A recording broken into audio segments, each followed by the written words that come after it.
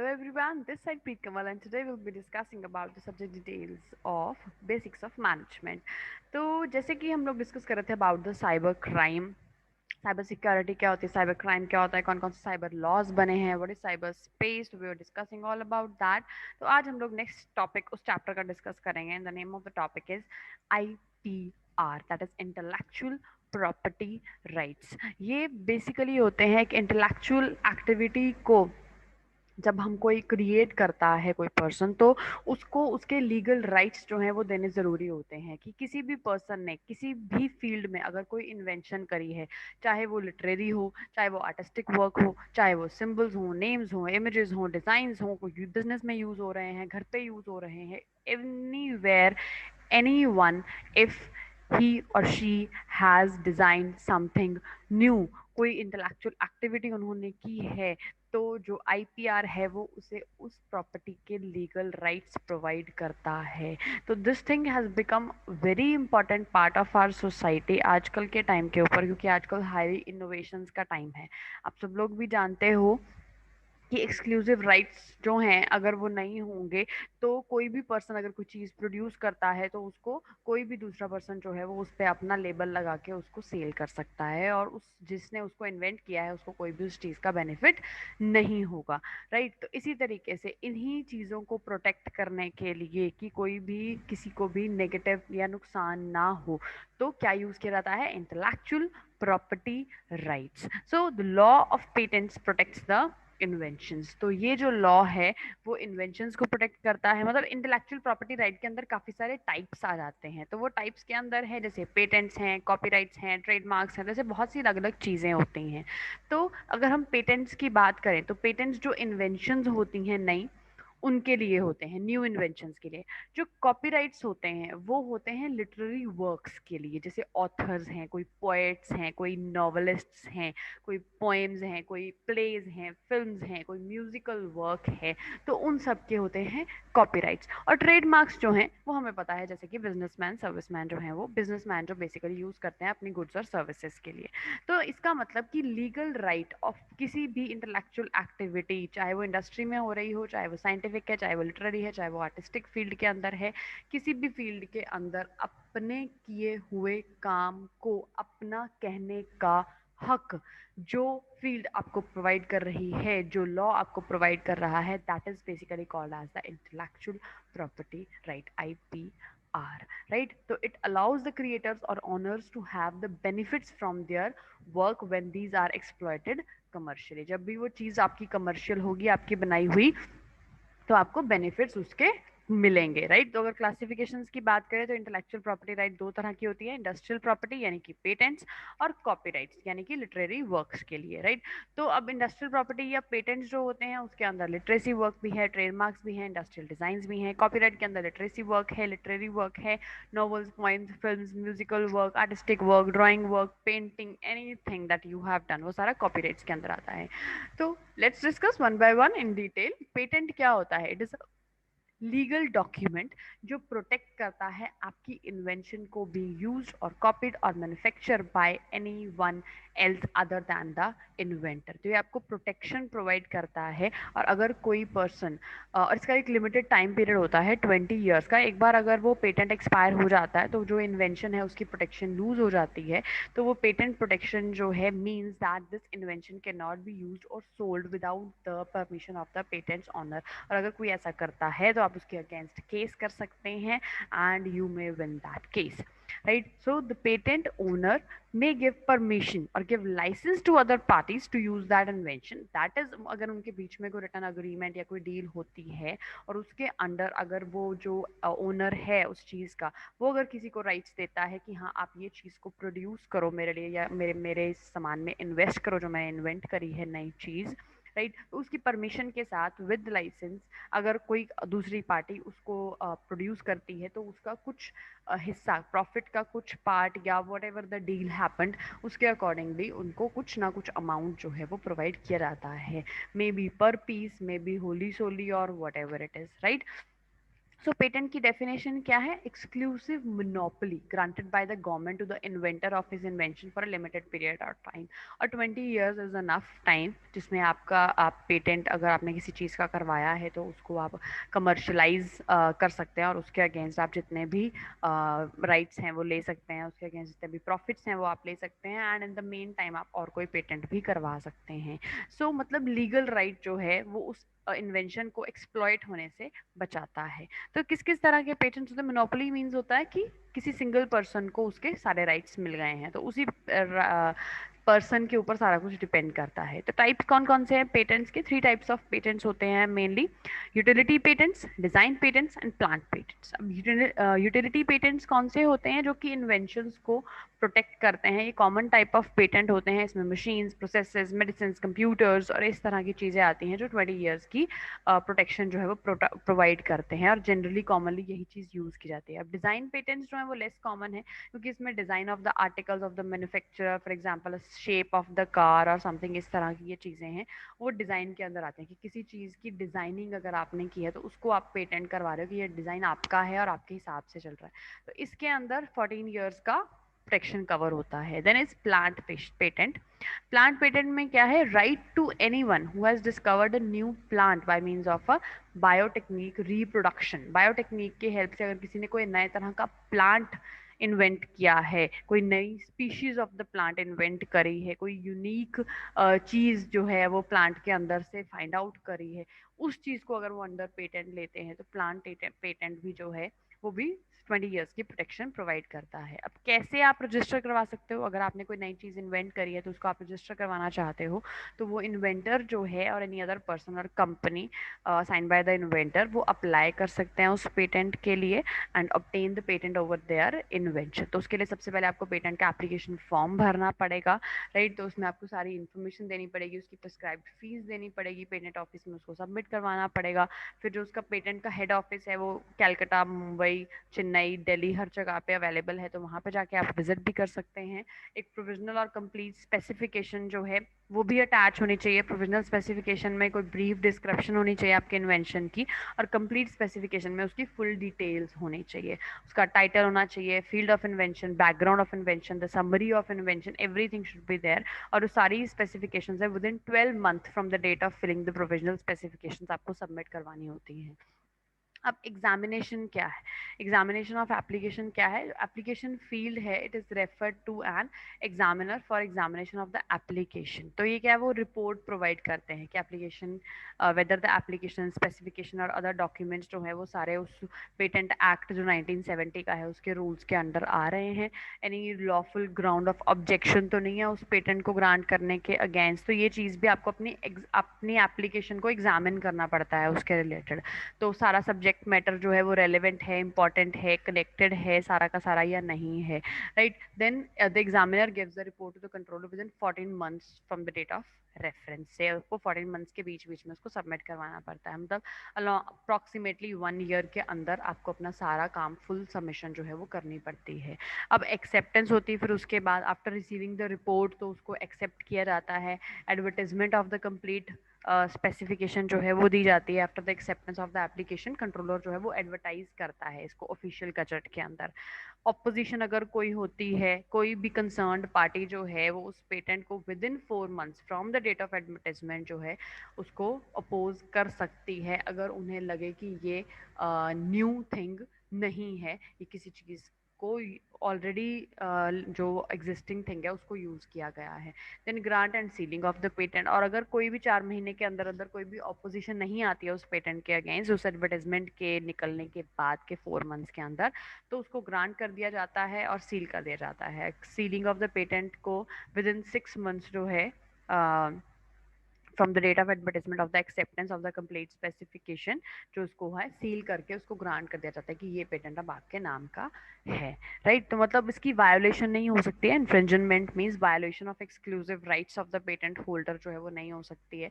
कोई भी other person या कोई भी कंपनी वो जो है उस इन्वेंशन को जो एक पर्सन ने रजिस्टर करवाई है अंडर द पेटेंट एक्ट, तो वो कोई भी अदर कंपनी या कोई भी अदर पर्सन जो है वो उसको कमर्शियली यूज नहीं कर सकता है। तो ये सिर्फ पेटेंटी का राइट होता है, तो उसको कंप्लीटली यूज करना, राइट। तो अगर कोई भी ऐसे उसको खराब करने की कोशिश करता है तो पेटेंटी के पास राइट्स होते हैं उसके अगेंस्ट फाइल करने के लिए, उसके प्रॉफिट्स में से वो कुछ भी क्लेम कर सकता है। और अगर कोई भी उसको डैमेज हुआ है अंडर द ट्रेड लॉस, तो उसको भी उस डैमेज को भी करवा सकता है, मांग सकता है, मतलब उसके under, right. So this was about the patent. Next point is are copyright. Copyright का मतलब है थेफ्ट, राइट। तो इसका मतलब एक्चुअली में चुराना नहीं है, एक्चुअल थेफ्ट नहीं है, but where a person's copyright is used without authorization, के पर्सन के कंसर्न के बिना अगर उसके किसी काम को उसकी ऑथराइजेशन के बिना अगर किसी चीज को उसकी को यूज किया जा रहा है, राइट। या कॉपीराइट लॉ जो है वो प्रिवेंट करता है रिप्रोडक्शन, सेल और एनी अदर एक्ट। ये भी एक इंटेलेक्चुअल प्रॉपर्टी राइट का ही पार्ट है, राइट। इसको लिटरेरी म्यूजिकल वर्क, अगर किसी ने कोई धुन बनाई, दूसरे बंदे ने उसके साथ में उस धुन के ऊपर फटाफट से गाना बना दिया, तो अगर वो धुन उसका कॉपीराइट है, राइट, उसने वो धुन कॉपीराइट करवाई हुई है, तो अगर दूसरा पर्सन उसको यूज करता है तो या तो उसका काम खत्म किया जाएगा, बंद किया जाएगा, या फिर उसको उसमें से उसको कोई प्रॉफिट देना पड़ेगा, या उसका अगर कोई लॉस हुआ है तो उसको वो लॉस जो है उसकी भरपाई करनी पड़ेगी, राइट। सो इस तरह से कोई भी चीज़ आर्टिस्टिक वर्क है, कोई पेंटिंग है, मैंने बनाई है पेंटिंग, मैंने उसको कॉपीराइट करवा लिया है और कोई और पर्सन जो है वो उसको अपनी पेंटिंग बता के उसको बेच रहा है, तो that is a wrong thing, right. तो ये इस तरह की किसी कोई चीज़ ना हो, इसके लिए ये वाले सारे राइट्स जो हैं वो इन चीज़ों से हमें प्रिवेंट करते हैं, right? For example, description of a machine might be copyrightable, but this would protect only the description, not the machine itself. तो जो मशीन की जो डिस्क्रिप्शन है, अगर किसी ने एक चीज को अपने हिसाब से डिस्क्राइब किया है तो वो उसका कॉपीराइट है, लेकिन वो मशीन उसका कॉपीराइट नहीं है, क्योंकि उसने मशीन नहीं बनाई है, उसने सिर्फ उसकी डिस्क्रिप्शन दी है अपने हिसाब से। तो जो उसने अपने हिसाब से दिया है वो उसका कॉपीराइट है, अगर उसने नहीं दिया है तो फिर वो नहीं है, मतलब वो मशीन उसका कॉपीराइट नहीं है। तो ये जो कॉपीराइट के लॉ हैं वो टाइम टू टाइम अपनी चेंजिंग रिक्वायरमेंट्स के हिसाब से चेंज होते रहते हैं। तो रीसेंट मॉडिफिकेशंस जो हैं उसके अंदर satellite, computer software, digital technology, ये सारी चीज़ें कॉपीराइट्स के अंदर आ गई हैं। तो सेट ऑफ एक्सक्लूसिव राइट्स जो कि ऑथर या क्रिएटर को उसके ओरिजिनल वर्क्स के लिए जो हैं वो दिए जाते हैं, and it is including the right to copy, distribute and adapt the work, and these rights can be licensed and transferred. So simple words में copyright is a right which is available for creating an original work, maybe literary, maybe musical, maybe artistic, right? तो अब computer copyrights के अंदर होता क्या है? Literary works हैं, books, poems, thesis, plays, song writing, recording, movie scripts, compositional musical composition, motion pictures, photographs, painting, drawing, road design, bridge design, computer software, television broadcasting of live and other performances, radios, कुछ भी। तो ये सारी चीजें जो हैं वो copyright के अंदर आ सकती हैं अगर वो आपकी इन्वेंशन है तो कॉपीराइट प्रोटेक्शन का क्या मतलब है? कितनी देर के लिए आपकी कॉपीराइट जो है, द ड्यूरेशन जो होती है उसकी वो डिफरेंट होती है लीगल डिस्कशन के साथ, जुरिडिक्शन के साथ, टाइप्स ऑफ वर्क और ऑथरशिप के अकॉर्डिंगली। सो प्रोटेक्शन जो लिटरेरी वर्क की है वो 60 years तक होती है ऑथर की लाइफ की जो है, राइट। तो अगर जॉइंट वर्क है टू और मोर ऑथर्स का, तो who last dies plus 50 years, तब तक उसकी कॉपीराइट्स उसके पास रहते हैं। So when the period of copyright protection expire होती है, then rights of the author are permanently expired. So for example, Shakespeare जो है could not sue Universal Studios for making a film using lines from Hamlet. तो Hamlet से उन्होंने line लेके movie बनाई, तो वो शेक्सपियर जो है वो उनको कुछ भी नहीं कह सकता है, क्योंकि अगर आपके कॉपीराइट प्रोटेक्शन जो है वो उसका टाइम पीरियड एक्सपायर हो जाता है तो ऑथर के राइट्स भी एक्सपायर हो जाते हैं, फिर कोई भी उनको यूज कर सकता है, राइट। तो कौन कौन अप्लाई कर सकता है रजिस्ट्रेशन के लिए? पब्लिशर, ऑथर, ओनर, और कोई भी अदर पर्सन जो कि कॉपीराइट में इंटरेस्टेड है। तो रजिस्ट्रेशन कैसे होगी इसके लिए, तो ये स्टेप्स हैं उसके। एप्लीकेशन को भरनी पड़ेगी, रजिस्ट्रार की प्रिस्क्राइब्ड फीस देनी पड़ेगी, एप्लीकेशन रिसिप्ट करके रजिस्ट्रार जो है वो इंक्वायरी को होल्ड भी कर सकता है। अगर वो एक्सेप्ट हो जाती है तो नोटिस इशू किया जाता है रिलेटेड पर्सनस को, तो जिनको इंटरेस्ट होता है उस सब्जेक्ट मैटर के अंदर। तो रजिस्ट्रार जो है of copyright enters the work in the register, mention करता है उसको कोई अपोजिशन मिली या नहीं मिली। अगर नहीं अपोजिशन मिली है तो वो एंट्री उसकी कर देता है, नेम और the title of the work, author, publisher, address, उनका ओनर का नाम क्या है, कॉपीराइट के ओनर का नाम क्या है, एंड फिर उसको वो पब्लिश करता है ऑफिशियल गजट के अंदर। उसकी कॉपीज को सेंड किया जाता है कंसर्न पार्टीज को, राइट। तो और जो रजिस्ट्रार का ऑफिस है, जो कॉपीराइट का ऑफिस है, वो न्यू दिल्ली में सिचुएटेड है। तो अब इसमें भी प्रॉब्लम्स आ सकती हैं, कॉपीराइट इन्फ्रिंजमेंट हो सकती है कि ये अनऑथराइज्ड यूज़ अगर आप करते हो, कोई भी पर्सन करता है किसी के कॉपीराइट वाले वर्क का, तो उसका एक्सक्लूसिव राइट है तो उसको रिप्रोड्यूस करना और उसके कॉपीराइटेड वर्क को जो है उसके अगेंस्ट वायलेशन प्रोवाइड करना, राइट। तो कॉपीराइट जो है वो किस कंडीशंस में इन्फ्रिंज्ड हो सकती है, अगर विदाउट परमिशन आपने उसको रिप्रोड्यूस किया है कॉपीराइटेड वर्क को, उसकी कॉपीज जो है उसको डिस्ट्रीब्यूट किया है to the public by sale और other mode of transfer of ownership, to use the work for publicity, to prepare derivative work based upon the copyrighted work, right. तो इस तरीके से आपकी कॉपीराइट्स जो हैं उनको बचाया जा सकता है। या कौन कौन सी प्रॉब्लम्स जो हैं वो उसके अंदर हो सकती हैं अगर वो डिस्ट्रीब्यूट कर देते हैं, पब्लिसिटी के वर्क को यूज़ करते हैं, डेरिवेटिव्स प्रोड्यूस कर लेते हैं। तो रेमेडीज़ क्या है, सबसे पहले है सिविल रेमेडीज। सिविल रेमेडीज क्या है कि जो ओनर है वो फाइल कर सकता है suit against infringement of copyright, तो वो सिविल रेमेडी है which is use to prevent injury to plaintiff, right. तो प्लेंटिफ जो है में जो प्लेंटिफ मींस जो ओनर है that may claim the damages, उसके डैमेजेस के लिए क्लेम कर सकता है, प्रॉफिट्स के लिए क्लेम कर सकता है। देन क्रिमिनल रेमेडीज भी हैं, अगर वो लायबल है तो उसको इम्प्रिजनमेंट भी हो सकती है 6 मंथ से लेके 3 years तक की, 50,000 से लेके 2 लाख तक का फाइन हो सकता है। और अगर वो किसी कंप्यूटर प्रोग्राम के साथ ऐसा कर रहा है तो उसको पनिशमेंट मिल सकती है 7 days से 3 years की, जो है वो जेल हो सकती है और उसको फाइन भी पे करना पड़ सकता है। तो अगर वो नोइंगली प्लेट्स बना रहा है टू मेक इन्फ्रिंजिंग कॉपीज और पब्लिशेस अ साउंड रिकॉर्डिंग, तो उसको भी फाइन हो सकता है और इम्प्रिजनमेंट भी हो सकती है। तो आईपीआर की इम्पोर्टेंस क्या है, बेसिकली ये हमारे स्टेट को, नेशनल इकोनॉमी को संभालने में हेल्प करता है। बहुत सारी इंडस्ट्रीज हैं that depend upon the enforcement of their patents, trademarks, copyrights, well consumers जो हैं वो इंटेलेक्चुअल प्रॉपर्टी को यूज करते हैं टू इंश्योर दैट वो सेफ और गारंटेड प्रोडक्ट्स सेफली परचेज कर रहे हैं, राइट। तो आईपीआर जो है वो क्या क्रिएट करते हैं, सपोर्ट क्रिएट करता है, सपोर्ट करता है हाई पेइंग जॉब्स को, राइट। तो आईपी इंटेंसिव इंडस्ट्रीज जो हैं वो हंड्रेड्स ऑफ मिलियंस ऑफ लोगों को वर्ल्ड वाइड जो है वो जॉब्स प्रोवाइड कर रही हैं और वो जल्दी फास्ट ग्रो कर रहे हैं। And the average workers in IP intensive industry earn 30% more than in non IP industry. तो उसके अंदर उनके राइट्स जो हैं वो बहुत ज़्यादा, और उनके सैलरीज भी हैं जो बहुत ज़्यादा हैं। तो आईपीआर जो है वो कंज्यूमर्स को और फैमिलीज को भी बचाता है, इनकी कॉन्फिडेंस को इंक्रीज करता है, प्रोडक्ट की ऑथेंटिसिटी और उसकी क्वालिटी के बारे में इंश्योर करता है, educated choice about the reliability and safety of their purchases, and it encourages innovations and reward entrepreneurs. तो risk and failures जो हैं they are the lifeblood of innovations, right। then IP जो है वो rewards देता है entrepreneurs को to keep pushing them for new inventions. So strong IP rights encourages innovations through authors and inventors. So IP rights जो हैं they lead to innovations and improvement on the existing products. IPR helps generate solution to the global challenges. तो generally क्या चीज़ है, जो IPR है वो हर एक business के अंदर अवेलेबल है। आप किसी भी कंपनी का ट्रेडमार्क जो है वो अपने हिसाब से आप चूज कर सकते हो, फिर उसको आप अपना ट्रेडमार्क करवा सकते हो किसी भी लोगो को, राइट। तो फिर वो लोगो जो है वो कोई और नहीं यूज कर सकता है। तो जो आपने स्मॉल कोई छोटे छोटे प्रोसेसेस अगर किसी ने स्टार्ट किए हैं इन योर फॉर्म, तो वो फर्म में तो वो भी पेटेंटेबल होते हैं। जो क्रिएटिव वर्क है उसको भी आप कॉपीराइट से जो है वो प्रोटेक्ट कर कर सकते हैं।